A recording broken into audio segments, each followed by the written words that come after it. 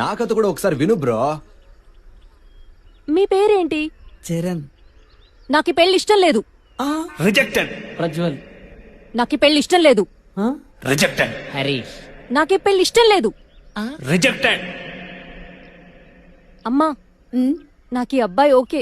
లోపలికెళ్ళి ఏం మాయ చేశాడు గాని మీ అబ్బాయి అల్లుడు గారిని చూడగానే ఇట్టే ఓకే చేసేసింది. ఇంతవరకు దాదాపుగా 50 సంబంధాలు చూసుంటాం, ఎవరినీ ఒప్పుకోలేదు మా అమ్మాయి.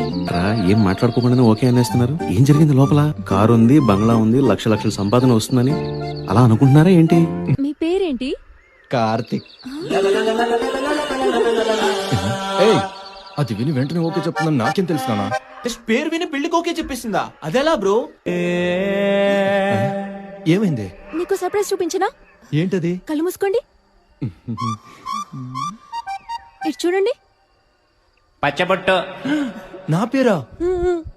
అయ్యో నా బంగారం, నేనంటే అంత ఇష్టమా?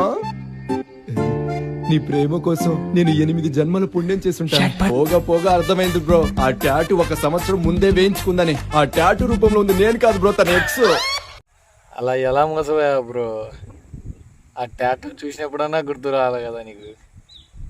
ఇది ఇప్పుడు వేయించుకునిందా, ఎప్పుడో వేయించుకునిందా అని తేడా ఉంటుంది కదా బ్రో, అది కనుక్కోవాలి కదా.